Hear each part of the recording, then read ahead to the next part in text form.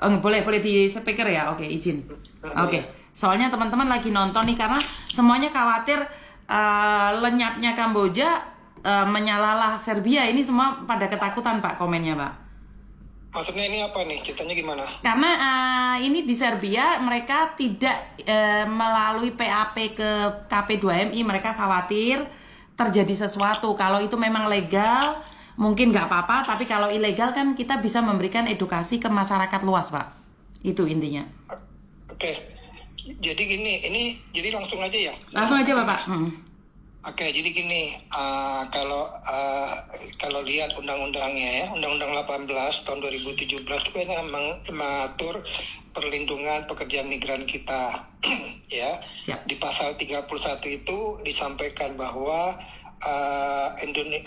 pekerja migran kita bisa bekerja ke luar negeri itu asal memenuhi 3 syarat. Jadi suatu negara itu bisa memenuhi syarat sebagai negara penempatan PMI kita ada 3. Pertama, negara itu memiliki undang-undang perburuhan yang melindungi pekerja migran dari luar negaranya. 1. Oh siap. Ya, kedua, negara kita dengan negara mereka itu ada perjanjian kerjasama penempatan, ya. Yang ketiga, negara tersebut memiliki perlindungan sosial, jaminan kesehatan, dan perlindungan kecelakaan kerja dan sebagainya. Nah, 3 poin ini itu semuanya pilihannya dan garis miring atau. Jadi, meskipun misalnya kita belum ada kerjasama penempatan dengan Serbia, sementara di sana mereka sudah memiliki undang-undang perlindungan pekerja migrannya, pekerja migran asing ya maksudnya ya. Kemudian juga mereka memiliki asuransi kesehatan, asuransi dan semuanya. Mereka bisa saja memberikan job order kepada siapapun pekerja migran dari seluruh dunia.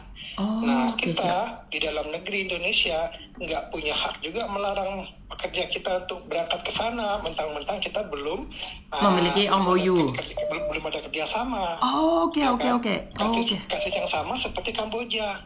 Kamboja itu memang tidak ada MOU kerjasama. Oke, siap. Kan? Iya. Tapi bisa saja dia sudah punya undang-undang yang memang mengatur perlindungan untuk pekerja migran dari luar negeri, atau dia memiliki asuransi terkait dengan perlindungan atau kesehatan lah, asuransi apapun lah gitu ya. Nah, itu kalau satu terpenuhi mereka boleh. Nah, yang tidak dibolehkan di Kamboja itu adalah bekerja di sektor yang tidak sesuai dengan aturan di kita. Aturan di kita ini adalah sektor yang di sini dianggap ilegal, yaitu judi. Judi kan peraturannya kan memang nggak boleh. Nah, kebetulan dia kerja di sana. Itu yang sebenarnya yang kita minta untuk tidak dilakukan. Tapi kita tidak bisa melarang mereka berangkat kemanapun, termasuk ke Serbia. Nah, Serbia itu, kalaupun ada yang berangkat, ada 2 kemungkinannya. Mereka berangkat karena memang ada panggilan, karena dia adalah pekerja migran Indonesia perseorangan. Yang karena profesionalismenya, misalnya dia ahli komputer, dia ahli Android, dia ahli IT, dia ahli hukum, dia dipanggil pakai email, dia ditawarin gaji 100 juta, 200 juta sebulan misalnya, kan bisa saja. Oh benar, setuju. Dan mereka bisa berangkat tanpa melalui ini, KP2MI, melalui perusahaan kan, karena mereka langsung di perseorangan, ya. Nah, kalau yang kemudian mereka berangkat ke Serbia karena ada job order atau panggilan atau misalnya iming-iming, seyogyanya mereka harus melalui PT di sini atau agen atau P3MI. Karena dengan begitu mereka nanti akan mengikuti secara prosedur. Mereka punya paspor sudah pasti. Mereka harus punya visa kerja dulu. Ya, visa kerja harus diterbitkan di Indonesia. Nggak boleh visa kerja diterbitkan di negara sana. Karena dengan begitu kita bisa meyakinkan kepada pekerja migran kita bahwa mereka memang benar diterima kerja di sana. Dan yang ketiga yang penting, ada kontrak kerjanya. Nah, kalau yang teman-teman sekarang ini mungkin sudah terlanjur ke Serbia, dugaan saya mungkin mereka itu teriming-imingi oleh janji-janji yang kemudian memberangkatkan mereka tanpa melalui perusahaan, tapi bukan juga sebagai tenaga profesional yang tadi saya bilang tadi, perseorangan. Ya kan? Mereka inilah yang kemudian berangkat, kemudian hanya mengandalkan paspor dan visa kunjungan singkat, visa wisata. Oh iya Visa Pak, cuman wisata 3 itu bulan soalnya visanya Pak. visa wisata itu rata-rata berlaku 90 hari. Ya Oh kan, 3 betul betul bulan. betul. Setelah tiga bulan, maka visa itu akan tidak berlaku lagi. Apa yang terjadi? Mereka nggak mau balik ke Indonesia karena kan biaya besar. Udah gitu ribet balik lagi kan. Jadi mereka overstay. Nah, selama menunggu 3 bulan tadi atau setelah overstay tadi, mereka kemudian masuk ke perusahaan. Ada perusahaan-perusahaan yang kemudian bisa mempekerjakan mereka berbaik hati, visa mereka diurus untuk dikonversi menjadi visa kerja, tapi itu kecil kemungkinannya. Kalaupun ada itu ya mungkin ya satu di antara 100 lah. Kalaupun itu terjadi, apa yang kemudian konsekuensinya? Mereka tetap tidak terdaftar di Sisko P2MI di pemerintah. Mereka nggak memiliki BPJS Ketenagakerjaan, mereka juga tidak memiliki asuransi dan sebagainya, dan mereka nggak terdaftar. Kalau terjadi sesuatu dengan mereka bahwa mereka kemudian nanti katakanlah kontraknya dilanggar, kerjanya harusnya cuma 8 jam jadi 24 jam sehari, Siap. pemerintah nggak tahu menahu apa yang terjadi di sana. Makanya inilah kita selalu mengedukasi, sosialisasi kemanapun, melalui media manapun, kalau ke luar negeri itu harus terdaftar, kemudian harus dengan syarat-syarat dokumen yang lengkap. Dan yang paling penting kalau dia melalui perusahaan atau P3MI, mereka nanti ada yang namanya PAP yang tadi dibilang oleh Mbak Yuni. PAP sekarang namanya OPP, orientasi pra pemberangkatan. Di situ nanti akan disampaikan sangat jelas sekali. Kerjanya kayak apa, budaya negaranya, kontraknya seperti apa, bagaimana nanti di sana bahasa dan sebagainya. Itu semua diberikan dalam beberapa waktu berhari gitu ya, supaya mereka itu siap berangkat di sana.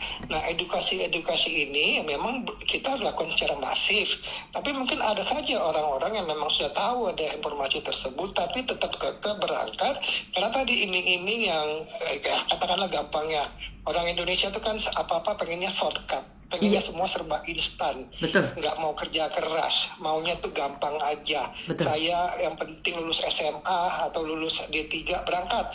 Kemampuan bahasamu apa? Nanti sambil belajar. Kemampuan teknismu apa? Nggak punya, nanti bisa sambil jalan. Nggak bisa begitu. Di negara-negara itu semuanya serba orang terampil. Jadi sampai sana nggak laku dia. Udah akhirnya apa? Luntang-lantung ke sana kemari, nggak jelas. Kemudian abis itu dia akhirnya apa? Ya udah berpindah-pindah. Ya untung kalau mendapat majikan yang bagus, dia bisa diangkat bekerja dan dia resmi. Kalau enggak, ya dia jadi masuk nanti skemanya perdagangan orang. Kira-kira gitu misinya ya. Jelas banget. Wah, gamblang banget ini ilmu baru bagi saya secara pribadi, di mana apa ya Pak ya? Karena saya secara pribadi, karena dulu saya adalah mantan agent ya. Jadi saya terbiasa dengan prosedur-prosedur yang ada ya, dengan mengatakan PAP atau OPP itu bagi saya itu benar-benar yang jalur pemerintah, karena bagaimanapun juga kita ke luar negeri harus mendaftarkan diri kan Pak, seperti yang tadi. Kalau terjadi sesuatu, biasanya pemerintah kalau nggak dikabari nggak tahu. Nah, banyak sekali masyarakat menyalahkan. Sedikit saya tambahkan begini Pak. Ini mudah-mudahan didengar oleh semua yang ngikutin YouTube-nya Miss Yuni ya. Oke, siap, Jadi Pak. gini, jangan dianggap pemerintah itu kalau misalnya disuruh para pekerja ini mendaftar seolah-olah pengen ditarikin duit, dimintain duit, dipersulit. Enggak. Itu hanya sebatas tuh pendataan. Dapat namanya, mau kemana kerjanya, PT-nya apa, majikannya siapa namanya, alamatnya di mana, nomor kontaknya berapa, kontraknya seperti apa, berapa jam dia kerja, tujuannya apa. Kalau terjadi sesuatu kepada yang bersangkutan, misalnya kontraknya dilanggar atau dia mendapatkan kasus-kasus yang akan mengancam jiwanya, kemana dia mau mengadu? Kalau nggak terdaftar di kita, kalau misalnya kayak gini kan gampang. Dia tinggal lapor nanti melalui saluran-saluran yang ada, baik ke KBRI, KJRI atau ke kami kecek ke database. Oh ya, dia ada di kota ini, di negara ini, kontraknya dengan PT ini.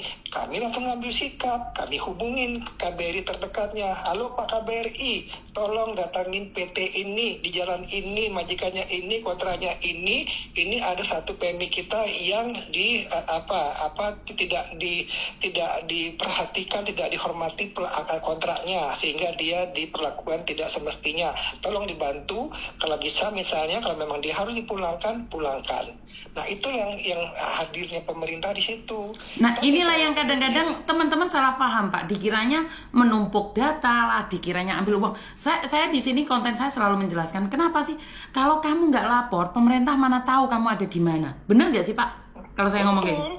Betul. Emang kita cenayang, emang kita malaikat, tahu di mana Anda berada, saja.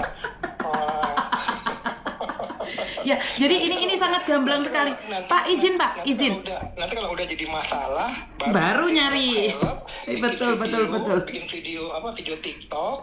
Pak minta tolong kami di sini, pulangkan kami. Ya dulu berangkatnya nggak lapor, nggak bilang-bilang. Setelah jadi masalah, kemudian lapor. Nah ini kan repot. Bukan negara nggak mau bantu untuk melindungi. Apapun yang minta tolong pasti kami bantu, tapi akan lebih mudah kalau kami tahu di mana dia bekerja, di mana alamatnya, gitu loh Mbak Yuni. Betul, ini ada yang bilang Pak, dong opora, karena memang semua teman-teman yang sudah mengikuti ya, apalagi ngikuti Instagramnya KP2MI atau siapapun, mereka merasa bahwa saat kita memberikan informasi itu pansos. Padahal memang benar, jangan sampai nanti nyampe sana, Pak Presiden tolong, Pak KP2MI tolong, Pak Menteri tolong, Pak Bupati tolong. Bukan itu, waktu keluarnya pamitan. Jadi pulangnya enak, jangan jadi jelangkung, berangkat tak diundang, pulang sendiri, benar nggak Pak? Ya betul, jelangkung itu. Jelangkung itu namanya.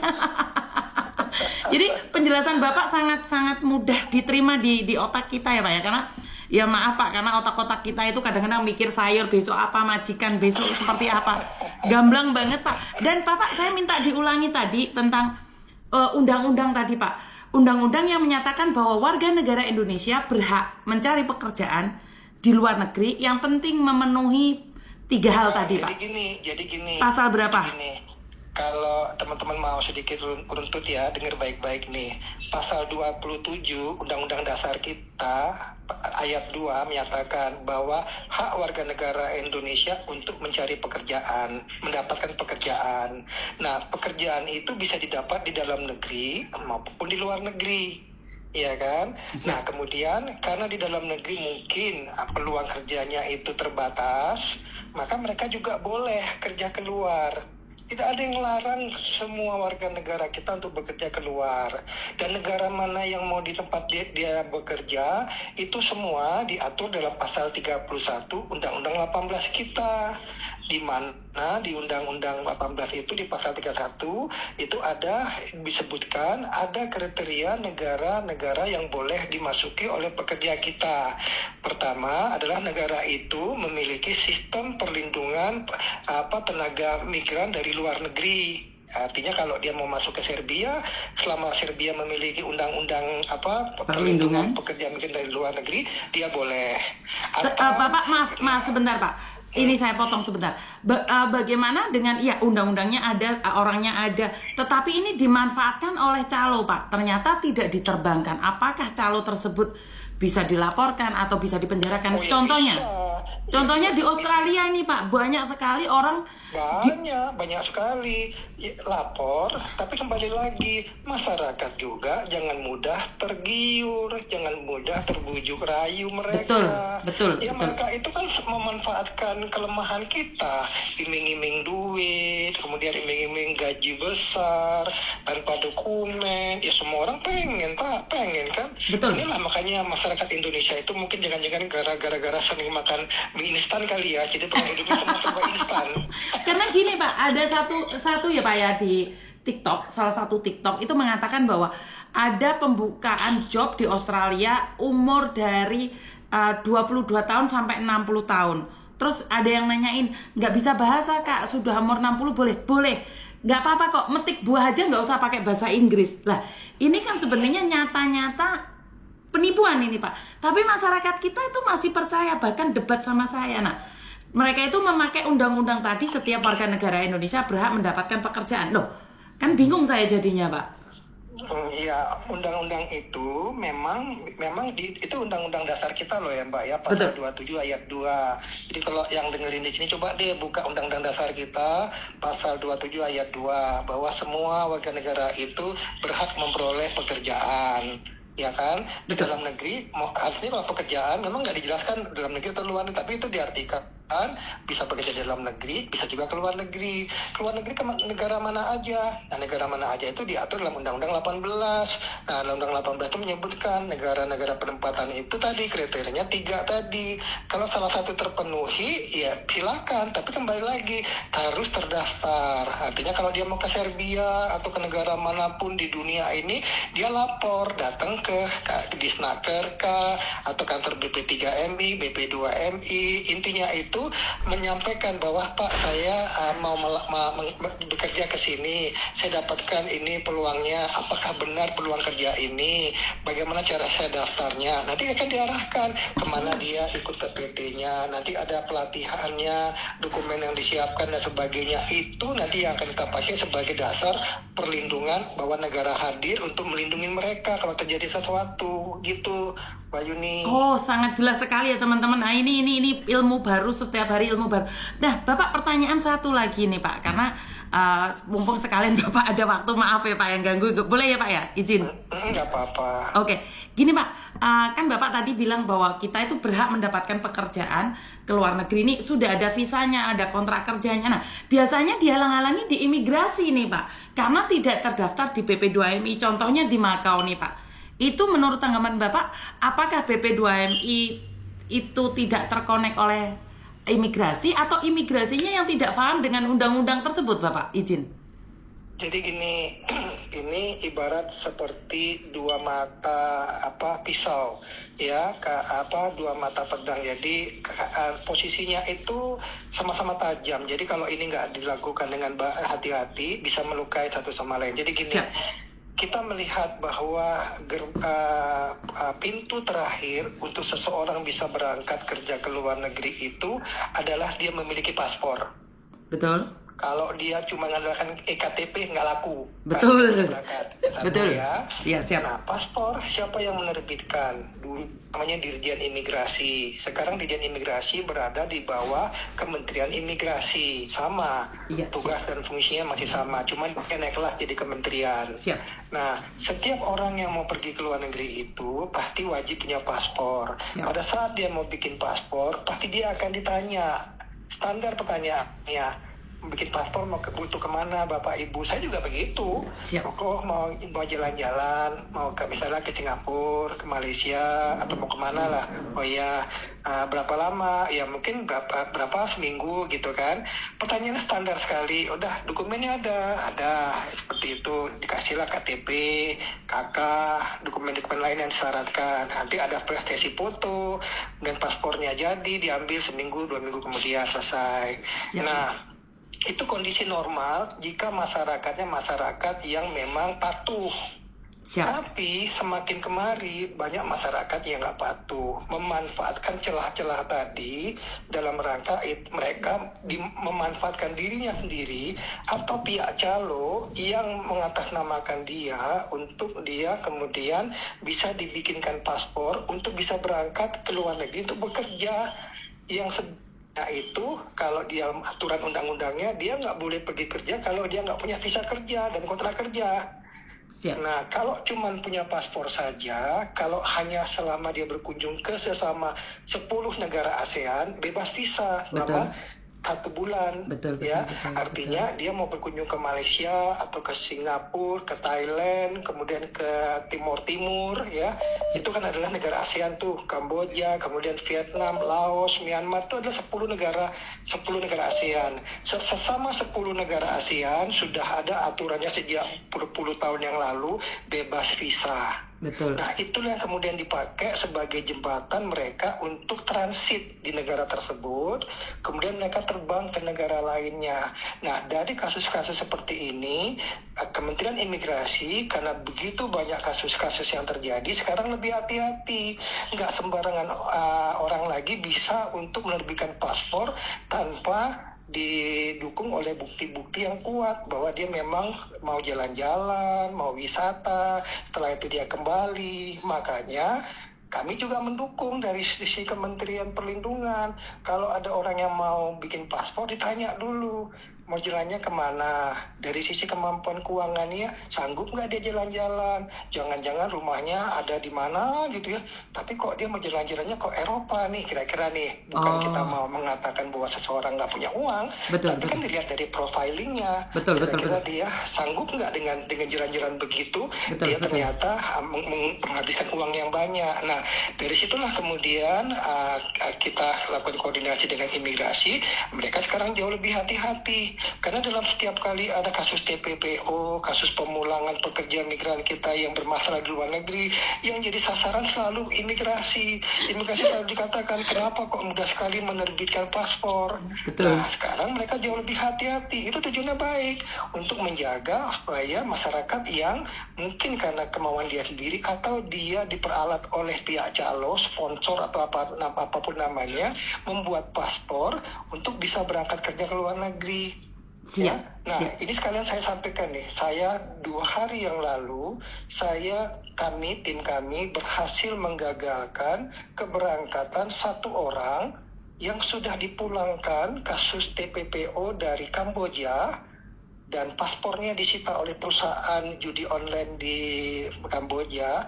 Selisih berapa minggu kemudian dia diiming-imingi oleh perusahaan itu lagi, orang Indonesia juga yang ada di sana, untuk berangkat lagi, tapi dia bikinkan paspor baru di kantor yang imigrasi yang berbeda.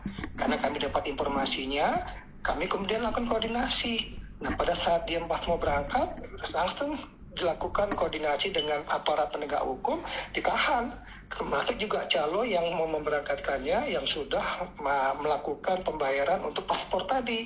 Nah, paspornya kenapa bisa timbul, bisa muncul lagi? Nah, ini yang sedang kami koordinasikan, bahwa para masyarakat yang korban-korban TPPO yang dipulangkan tadi itu, mereka pada saat dipulangkan, seyogyanya paspor mereka itu dilakukan semacam kayak profiling.